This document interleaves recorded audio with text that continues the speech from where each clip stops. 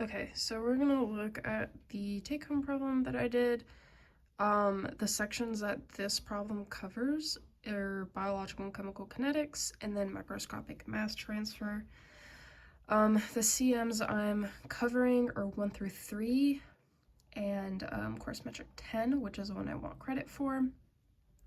So basically the problem's about a catalytic converter, which is the part of the emission process of a vehicle. It takes in the harmful pollutants at the engine, that exit from the engine, and they convert them into less harmful substances that are just nicer to our air.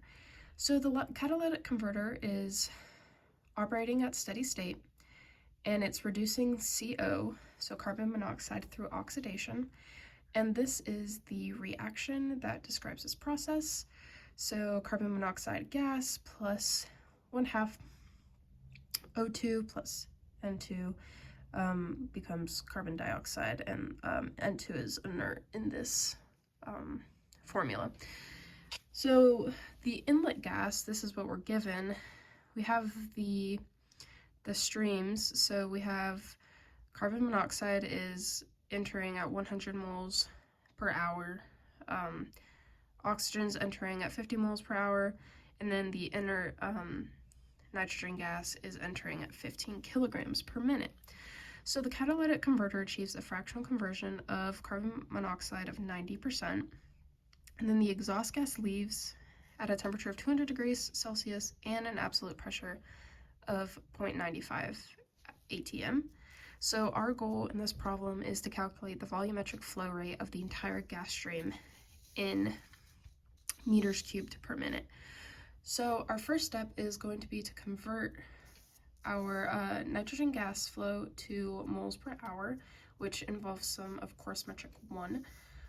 So this is the dimensional analysis for that. We end up going from 15 kilograms per minute to 32,143 moles per hour.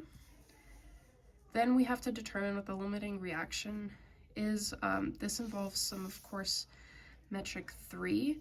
So we know that the stoichiometric ratio given to us from the reaction itself is, in terms of carbon monoxide and oxygen, is 1 carbon monoxide to 0.5 oxygen. So we get this 2.0 is the stoichiometric ratio. And then the actual ratio given the rates that were provided in the problem is 100 moles per hour over 50 moles per hour.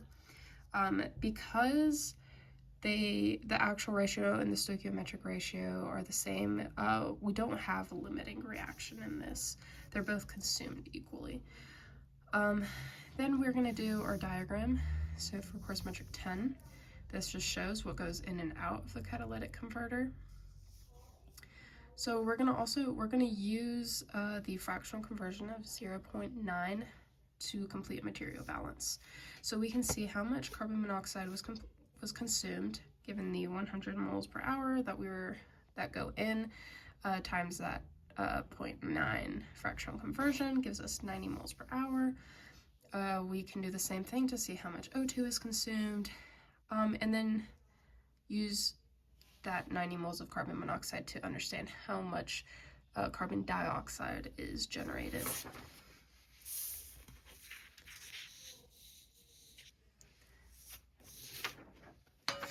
So then here, I'm completing my material balance by seeing how much the flow rate in minus whatever is consumed or plus whatever is generated is equal to what comes out. So these are the calculations or the numbers that I ended up for these values. And then we can find our total outlet flow rate, which would be adding all of these. These are our outlet flow rates for each individual species. Here are our total, remembering that our N2 gas is inert, so we're adding that too.